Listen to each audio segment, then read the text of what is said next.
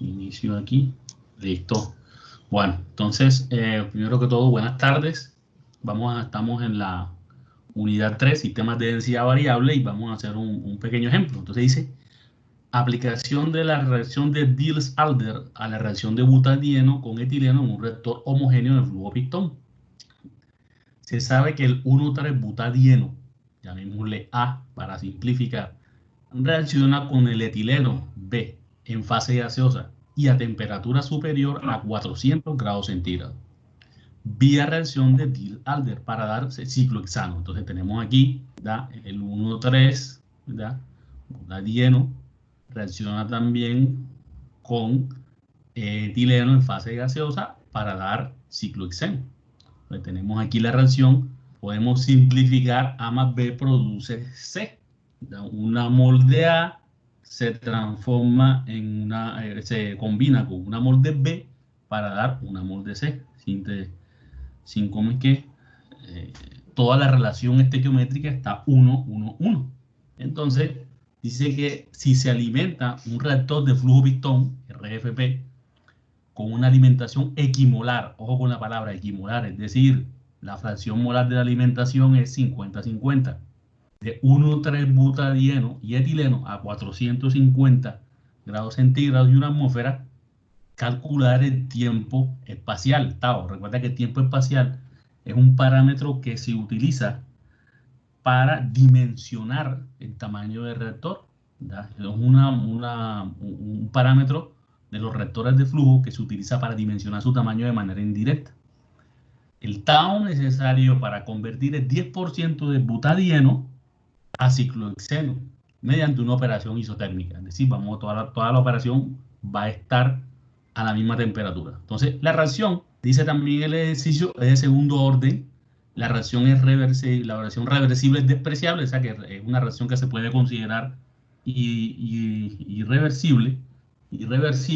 Entonces, también tenemos relaciones para qué, hombre, relaciones para la constante, aunque la constante se considera que no va a cambiar, pues uno la puede calcular en función a la temperatura, y la temperatura del proceso pues va a ser constante.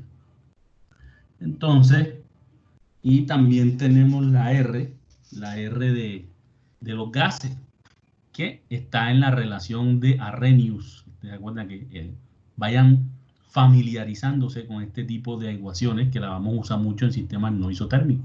Entonces, sigamos entonces.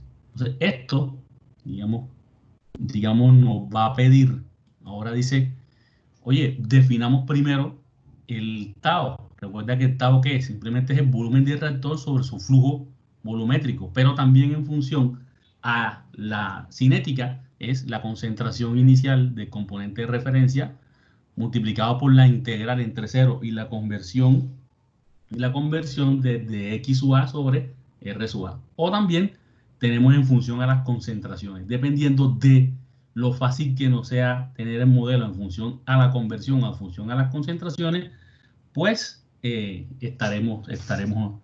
pues se trabajará, depende de lo que sea más fácil. Entonces, por ejemplo, como ya les dije, como es una mezcla, la mezcla que entra reactores equimolar, quiere decir que la fracción molar de un componente es 0,5 y la de otro es 0,5. Entonces, primero, pues la concentración total de moles, la total, será la presión total por la presión total sobre RT. Si queremos saber la concentración de un componente, pues se multiplica por su fracción. Entonces, para hallar la concentración inicial de A, pues simplemente se sigue esa reacción o se sigue esa fórmula y obtienes un valor de 0,0086. Esa es la concentración inicial del componente de referencia. Como tenemos un sistema en fase gaseosa, vamos a trabajar o vamos a definir su concentración usando la fórmula para sistemas de densidad variable. Entonces, gamma es igual a ¿qué? Recuerda que gamma es la sumatoria de los coeficientes estequiométricos de los productos menos la sumatoria de los coeficientes estequiométricos de los reactivos. Como tenemos entonces un coeficiente para los dos, para el producto, y los dos coeficientes de los reactivos, nos va a dar -1. ¿Qué quiere decir ese -1?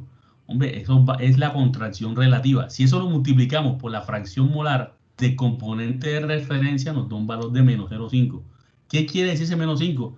Que se va a comprimir o el número de moles dentro del reactor, porque recuerda que comenzamos de 2 moles de producto en 1 mol y se convierte en una sola mol de reactivo. Entonces, teniendo ya ese valor, ¿verdad? Teniendo ya ese valor, hombre, la concentración de A, que es igual a flujo molar de A sobre Q. Entonces, el flujo molar, ¿cómo lo definimos? Por medio del balance de materia. Mira, el balance de materia, lo que entra, lo que reacciona y lo que sale. Entonces, eso es F sub A por 1 menos X. Y Q se define como un sistema de densidad variable, define Q como Q sub 0 por 1 más epsilon por X. Si nosotros reemplazamos, recuerda que F sub A 0 sobre Q sub 0, pues tienes C sub A 0. Para eso que lo calculaste aquí porque lo vamos a necesitar. La concentración de A en cualquier momento dentro del reactor es C sub A 0 por 1 menos X sobre 1 menos 0,5 por X. Recuerda que como epsilon es negativo, esto cambia aquí. Ojo con eso. Entonces ya tenemos la concentración de A definida en términos de ¿qué? En términos de la conversión. Tenemos aquí el balance que nos sirve para obtener los flujos.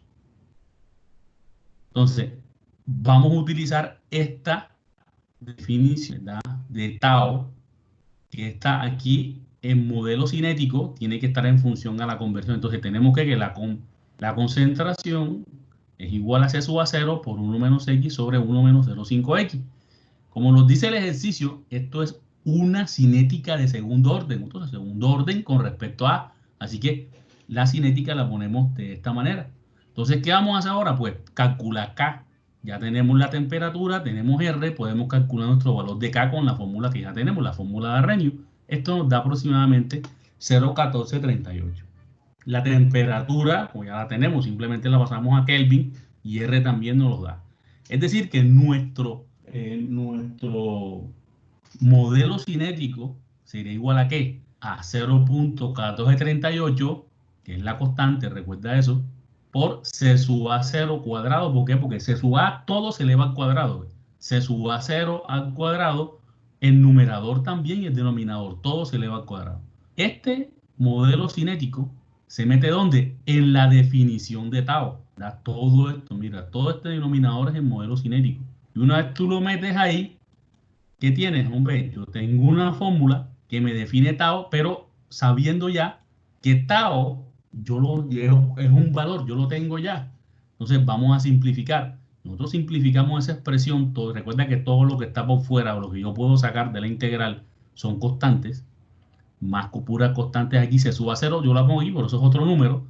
Y yo reorganizo todo para que todo lo que sea constante tenerlo por fuera de la integral y luego pasarlo al lado izquierdo. Entonces, yo hago todo esto, yo simplifico. Recuerda que esto pasa al numerador. Ojo, pasa al numerador y te queda que la integral a resolver, y esto es un número, simplemente que tú puedes operar aquí y después de hacer eso lo pasas al lado izquierdo. ¿Ya? ¿Qué te queda ahí? Hombre, te queda que lo único que tienes que hacer es resolver la integral. ¿Por qué? Porque lo que está del lado derecho, de izquierdo, perdón, es un número. Tú pasas esto para el otro lado y es un número. Y tau también es un número. Así que lo dejo así, pero tau también es un número. Es decir, que te queda resolver la integral, que puedes hacerlo, esta integral puedes hacerlo por tabla o puedes también resolverla por técnicas numéricas. Entonces lo que hago, bueno, con 10 punticos entre 0 y 0,1, recuerda que la conversión final también la tienes, de la da el ejercicio. Entre 0 y 0,1 hago 10 puntos, 0, 0,1, 0,2 y así hasta 0,1. Recuerda que el espacio delta de x de la variable independiente debe ser el mismo si vas a utilizar trapecio o Simpson. Entonces, trapecio, que es el más fácil, ya que no tiene limitación de si es el número de datos par o impar. Tú puedes hacer aquí y calcular los valores. Si tú graficas esto, sería algo así. Es decir, que la integral sería el área aproximado, esta área aproximada. Si tú graficas esta función, te daría algo así. Y la integral es el área entre 0 y 0,1. Entonces tenemos aquí los parámetros de n igual a 10, b es 0,1 y a igual a 0. Entonces, ¿qué tenemos aquí? Simplemente tau, bueno, aquí estamos calculando tau, perdón, estamos calculando tau, sería el valor de la integral, ¿verdad? Pues recuerda que este 806.629 viene de esta división, multiplicado ¿por qué? Por el valor de la integral, que en este caso es 0.1054. Eso da 85.26 segundos. Es decir, ese es el tiempo espacial aproximado que tiene ese reactor. Entonces, el tau se da en segundos porque teóricamente el tau es lo que se demora ese reactor en tratar un volumen de reactivo igual al volumen de reactor. Digamos que eso es un patrón o una referencia también de escalamiento. Entonces, este es, digamos que es un ejercicio donde tú defines en tu velocidad de reacción, en tu modelo de reacción, lo defines que, hombre, defines la concentración, pero para sistemas de densidad variable. Es decir, recuerda que aquí aparece, ¿ves? Aquí aparece este denominador siempre. O sea, desde que tú defines, aquí, donde tú defines, tu concentración es F sub A sobre Q. Si fuera un sistema de densidad no variable, simplemente Q se queda como una constante, pero como un sistema de densidad variable, aquí aparece toda esta expresión. Entonces, es ahí el ejercicio. Entonces, un momento y voy a parar algo aquí que me parece que